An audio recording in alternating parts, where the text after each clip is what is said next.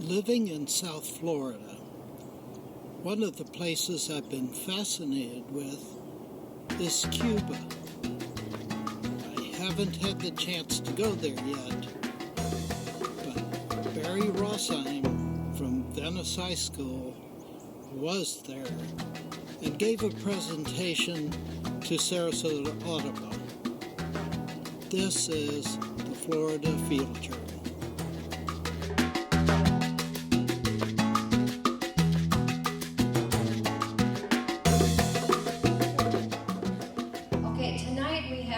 Barry Rossheim, and Barry is a zoology and biology teacher at Venice High School. He has been teaching for 34 years and is a nationally certified biology teacher. In 2007, he was selected as Sarasota County Environmental Educator for the Next Generation Teacher. As a member of Sarasota Audubon, he has led trips to Costa Rica, Guyana, Ecuador, Galapagos, Cuba, Tanzania, and this year he is leading a trip with Rick Greenspun to Colombia. In his spare time, he leads day trips for Venice and Sarasota Audubon to our many local hotspot birding areas. He is also a mentor and a leader to young birders. He is a 5-star person, generous, energetic, motivating, and so upbeat. He is happiest when he can spread the word about nature and birds. So, without further ado... Hola, me llamo Barry Rossheim, nací en Nueva York en los Estados Unidos. Soy maestro de zoología en la Escuela Superior de Venice, Florida. Me encanta visitar Cuba. Creo que Cuba es muy bonito. I don't think all of you speak Spanish, so I'm going to do this presentation 60% Spanish and 40% English for those of you that are non-Spanish speakers. In the dark, I'm going to have to try and find this.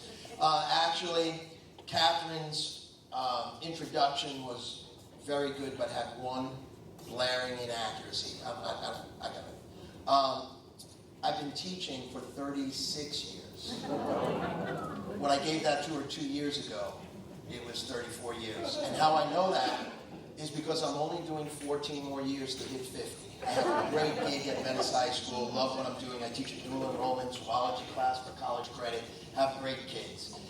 All right, for those of you that don't know where Cuba is, 90 miles right there is Cuba, but some of you might not realize how big Cuba is. I didn't before I went.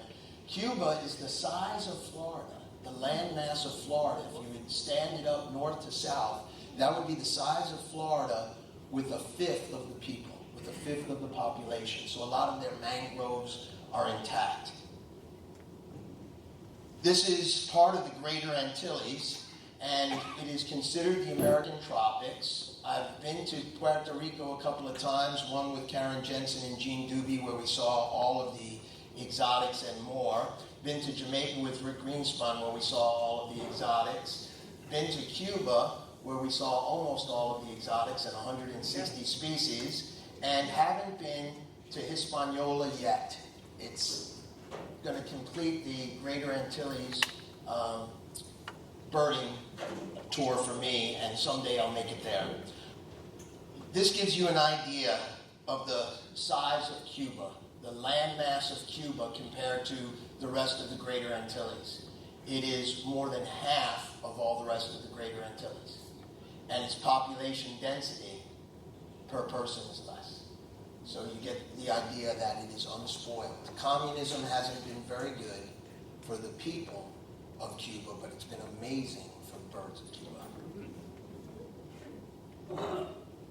The Bible, before they had a Cuban birding book of birds of the West Indies, was by a man by the name of James Bond. And it's not an accident that Ian Fleming, who wrote James Bond, was an avid birder, spent a lot of time in the Greater Antilles, and he had a copy of this Birds of the West Indies, loved the name James Bond for his secret agent, and asked James Bond, the ornithologist, can I use your name for the spy in my books. And James Bond sold him the name for $1. And this is the real James Bond. This is James Bond, the ornithologist. All right, so here's where my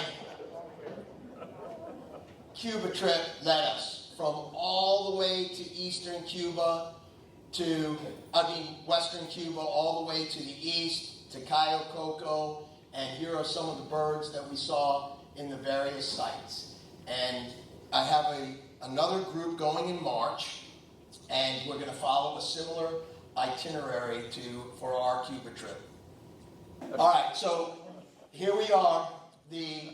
We're in Cuba, and Seminole Audubon is an amazing group to go birding with, because anytime there are lemons, and there's sometimes lemons on the trip, they make lemonade. They are the most easygoing people to please. So we get a flat tire, and the communist guy, who's 28 years old, at that time the same age as my son, I have a son that's 30 and a son that's 28 about the time that we were going, he explains to me that the Cuban embargo is crushing Cuba economically, and they can't get any supplies, and they're opening their doors to Americans. They want Americans in there badly. They want to start trading with the Americans. They call it the American Blockade, and capitalism is coming to Cuba because economically capitalism is the best system, and the communist government realizes that, and they're letting them run their own restaurants, they're letting them own land.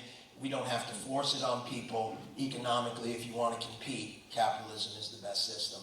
And it's nonsense that we would have to have an embargo, and eventually it's going to be lifted. That's just my political opinion, that we're hurting the people of Cuba, and communism is no threat to us, obviously. So we're at the Havana National Hotel when we finally get to Havana after our tire gets fixed, and it's just the way the mafia left it on the inside. My grandfather from New York used to vacation into Cuba during Prohibition. You could gamble, they had alcohol, and here it is inside the National Hotel, marble statues. There is a wall of heroes from the 30s, the 40s, the 50s, the 60s. This is the wall of heroes from the 50s. Who are their heroes? Walt Disney, Rocky Marciano, Nat King Cole, Mickey Mantle is in there somewhere. You get the idea that Americans, especially Italian Americans, dominated Cuba at one time. And the hotel is ostentatious. If you're a dignitary and you're going to Cuba, and you're going to Havana, you're staying at the National Hotel. Here's outside the National Hotel, some exotic species, and this is not your typical Cuba. This is Cayo Coco. It is the best hotel I've ever stayed at, with the best food I've ever had. If you're a rich South American, or European, or Canadian, you're going to stay in Cayo Coco, and it looks like communism is doing great when you go to Cayo Coco, except Cubans aren't allowed at Cayo Coco unless you're working at Cayo Coco. So this is a 5-star resort. We stayed at it and left to go birding, but at 12 o'clock they had Spanish lessons, 12:30 salsa dancing. There's a bar in the middle of the pool, and it was just an amazing, amazing place. But I got to see both sides of Cuba. Some people going to Cuba only see this side of Cuba. Here's another side of Cuba. We stayed at very, very plush accommodations when we were in Cayo Coco, and very rustic accommodations when we were elsewhere. There are some places in Cuba that the toilet won't flush unless you're filling it up with water.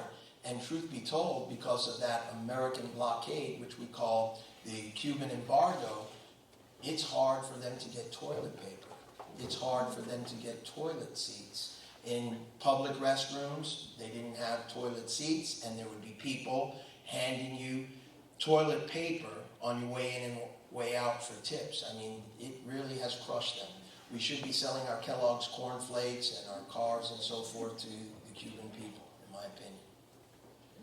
And yes, they do have amazing cars in Cuba, but besides the old cars, and this is a taxi, and loads of old cars that are in great condition, the people in Cuba, a lot of them do not have any means of transportation.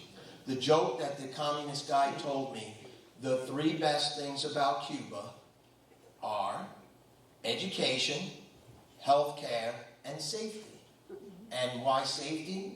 Because if you kill a cow in Cuba, you go into prison for 25 years. And they're in a totalitarian society. The punishments are so severe that it is a very safe place. And then the joke goes, what are the 3 worst things about Cuba? Breakfast, lunch, and dinner. But not a Cayo Coco, but for the common Cuban, yes. Some people from Venice, when they heard I was going to Cuba 2 years ago, they said, hey, ask about women's rights. Because Cuba has the reputation of having the most progressive women's rights in the Americas. Find out if that's just reputation or that's for real. So that 28-year-old kid, I asked, hey, the Americans wanted me to ask, how are women's rights in Cuba? And he got really upset with me. And he said, women's rights? What about men's rights? Out of high school, we have to serve in the military for 3 years. And when you're serving in the Cuban military, you get a little canteen of water the whole day to drink and to bathe with. I didn't get enough food. I was, lost 40 pounds. He wasn't a fat guy to begin with. And women that get out of high school, they go right into college. By the time you go through the Cuban military, these young men go through the Cuban military, a lot of them never go to college. A lot of them have mental problems after that. And they called the College of Science and Medicine the Women's College. And I questioned him, can't guys go there? He said, yeah, guys could go there, but it's dominated by women. And he had a tremendous insight. He said, the Cuban government should do what the United States does, make military voluntary. Well, if you went through torture for 3 years in the Cuban military, and if the Cuban military is that bad, you could imagine what Cuban prisons are like. So he set me straight on women's rights in Cuba and what the guys have to go through there. This is, historic. When you go to Cuba, it's more than just birding, obviously, because you haven't even seen a bird yet.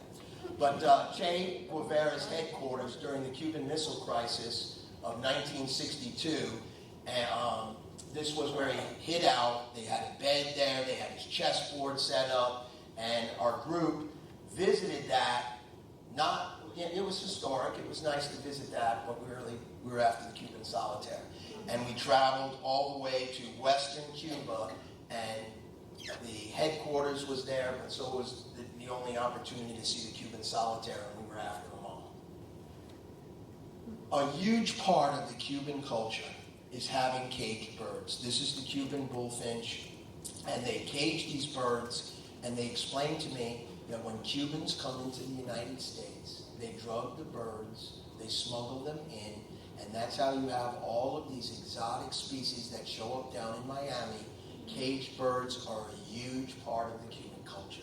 This was at a restaurant, and they had these wild birds in cages, and it's just a huge part of their culture doing that. All right, so this is the Cuban Trogon. Now, here come the birds, and you can get excited about that. It's the color of the Cuban flag, red, white, and blue. And it is a very interesting Trogon. Look at the tail on that. It's a lattice tail. And it is a beautiful bird. It's the only Trogoniformes that they have in Cuba. And it was a thrill to see it. They call it the tocororo. And it is the national bird of Cuba. That is their national bird. And I can see why it is. This is the smallest bird in the world. It is the bee hummingbird. And by the way, this is before Rick Greenspan talked me into getting a real camera. So all of these are taken with a huge spotting scope. So you could imagine if I am putting a spotting scope on this bird to take a photo, what Rick and I can do now with a real Canon camera. So the photo opportunities are going to be fantastic in Cuba when you go. And this is the bee hummingbird, and I'm excited to go see him again and photograph him again. He's the smallest bird in the world, but there are other hummingbirds that are, to me, look just as small. No one told me that this was the smallest bird in the world. I've seen hummingbirds that look almost the same size as this, but I guess if you have the skin, this guy holds the record. The smallest bird in the world would be hummingbird. This is the Cuban toady. It is a very pretty toady. I've seen the Puerto Rican toady, the Jamaican toady, but this one has that pink wash on the sides. It's a gorgeous toady. This is the Cuban pygmy owl, and that was photographed with my Zeiss photoscope. All of these were. This is the Cuban black hawk. This is the Cuban crow, and yes, he's riding horseback. We were at a ranch to see the Cuban crow, and the Cuban crows were hanging out horseback style. The Cuban parrot is on the left, and the Cuban parakeet on the right, and again, those taken with the Zeiss photoscope. And a thrill was to see 3 quail doves out in the open. We had the blue-headed quail dove, which is an endemic of Cuba. We had the gray-fronted, which was an endemic of Cuba. And we had the Key West quail dove, all out in the open, very photogenic. And I'm looking forward to going and shooting them again for photography. Then, at night, we heard some hooting going on, and I had a torch, I had a flashlight that could light up things from several football fields away. And I had the Zeiss photoscope that could photograph from a football field away. So this was in huge distance. The Stygian Owl is not an endemic, but it was a great bird to photograph.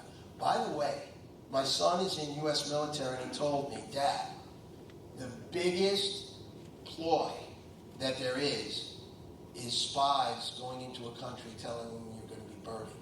And how he got a chuckle out of that. It's like cliche. It's like that James Bond movie that was cliche that you're going in birding. That is a typical way that spies would, in the past, say that they were doing with binoculars and so forth. This is a true story. I had my Zeiss photoscope, and I'm trying to get into Cuba. And they're asking me questions about the Zeiss photoscope. Now, the Zeiss photoscope doesn't belong to me. It belongs to Sarasota County Schools.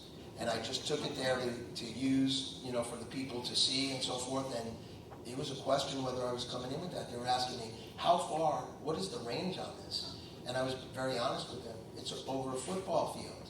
And it has a camera built in, and it can take pictures. And I'm not going in without this. It doesn't belong to me. It costs $6,500, and you have to figure it out. So I got questioned about that, and their ultimate decision was to let me in when I told them in Spanish, I'm an avid bird watcher. Yo soy ávido pajarero. That came in handy. But and I didn't realize what the problem was. I was very nonchalant about it, and because I was so relaxed and so honest and so aggressive about I'm not leaving without it. And they want Americans there. They don't want any trouble. They're really rolling out the red carpet that I got in with the Zeiss photoscope, but I can tell you I'm not bringing it this time. I'm bringing a real animal. This is the bare-legged owl that poked his head out that I took a photo of. This is an endemic of Cuba. This is the Zapata sparrow that is very photogenic. When we were at the Zapata swamp, we got to see that. This is the West Indian woodpecker. It's all over the West Indies. It looks a little bit like our red-bellied woodpecker. This is the Western Spindalis Cuban race, a subspecies of the Spindalis that used to be called the tanager, and now it's called Western Spindalis. Now look at this bird. This is one of the endemics. This is the yellow-headed warbler. Does that beak look like a warbler beak? It doesn't. What is it? What kind of beak does that look like to you? What? Looks like a tanager beak, maybe a vireo beak, not a warbler beak, but this is the yellow-headed warbler, and it was in Parulidae. It was in with the wood warblers. And one thing that Bruce Anderson taught me is it's not parula, it's parula, because we were seeing tropical parula, and he got so tired of me saying tropical parula that he said, hey, it's really pronounced tropical parula.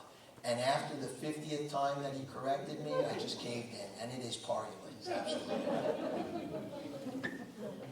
And here's its sister species, the Orient warbler. This one you only see in the western part of Cuba, and they got reproductively isolated, they got geographically separated. This one only in the western part, again, that does not look like a warbler beak, and they were formerly in the Parulidae, but now they are considered Incertae, which means we don't know where the heck they belong. We're not certain. We don't know evolutionarily where these things came from. And it's an enigmatic taxa, and really it should say Incertae familia, which they're not certain about the family, they're certain about the genus, a genus to itself. And I think since it hasn't been named, that when I go to Cuba, I'm going to tell them the family name. Now, don't think I didn't think of Rossheimidae, but it just doesn't have that Latin ring to it, Rossheimidae. It sounds more German. So I came up with Dubidae, which has a certain roll to it, and I'm going to do my best, Gene, to see if we could put this in the family Dubidae. Rick actually was going to Cuba before me, so I'm going to let him just plant the seed, just suggest it, and by the time I go there, I'm going to state my case, that it needs to be in a new family. In the neotropic, it's really a distinct V white, and it's not coming out as good as it is on my computer, so this yellow above the lore right there is only in a double crested. So I thought after Bruce Anderson was tutoring me on the difference, I thought I was taking a picture of a neotropic, but when I got to study, it's actually a double crested cormorant. All right, so this is the Cuban Gnatcatcher, and the Cuban Gnatcatcher, they do have blue-gray gnatcatchers, but this isn't very difficult. They have a C, and this one isn't very pronounced the way they have its head, but the Cuban Gnatcatcher has a C, and obviously our blue-gray gnatcatcher does not. One of the things that Bruce Anderson was nervous about, he's writing a book right now on scissor-tailed flycatchers, thank you. Scissor-tailed flycatchers is the book he's writing. He wrote a book on birds of Florida that is a classic, and he was nervous because he came to see the giant kingbird. And I guaranteed him we were going to see the giant kingbird multiple times, just for him to stop talking about it. I didn't know if we were going to see it or not. But yes, we did see the giant kingbird numerous times, and this was a highlight that Bruce Anderson was very excited about, and I had to go, whew, thank God we saw that bird, because I guaranteed it. Then, not only the endemics are spectacular, but it is really cool to see different races where, look at the immaculate breast on that American kestrel, that sparrowhawk. It's a different race, the Cuban race, that sometimes ends up in the Keys. And that was very interesting, pointed out by, of course, Bruce Anderson. And just to show that I'm a zoology teacher and that I'm multidimensional, this is a Cuban blue-headed animal. And we have the green animal is a native of Florida. The brown animal has come in from the Caribbean, and they had some pretty animals there. So I threw this in, no extra charge. And we saw 27 of the endemic species, heard the Cuban nightjar, point-blank range. It answered the tape that the ornithologist was playing, never got to see it, so that was a bird heard. The Zapata wren we heard and never saw. So Rick Greenspan, when he goes, he's going to see the Zapata wren, and he's going to come back and say, I saw a bird that you didn't. And no, he's not like that at all. And then, honestly, he isn't. And then the Zapata rail is truly extinct as the ivory-billed woodpecker. The ornithologist explained it to me well. He said, that bird hasn't been seen in 15 years. Hasn't had a reliable sighting. People have claimed to see it, like people have claimed to see the ivory-billed woodpecker, but he said it is most likely extinct.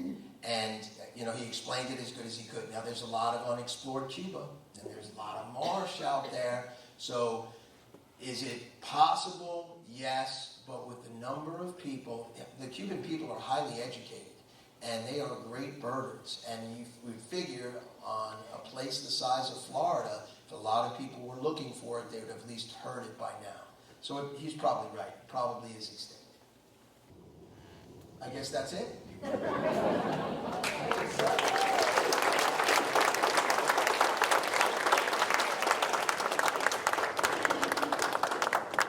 Yes, as soon as we have the lights on, we're going to have a few questions. The question was, what did the ornithologist say about the state of the birds in Cuba and people coming in? And they're highly educated in Cuba. They have huge conservation efforts. They teach kids about the birds at a very young age. They have lectures about the importance of the mangroves. Their mangroves are still intact, unlike huge sections of Florida. What they're going to find out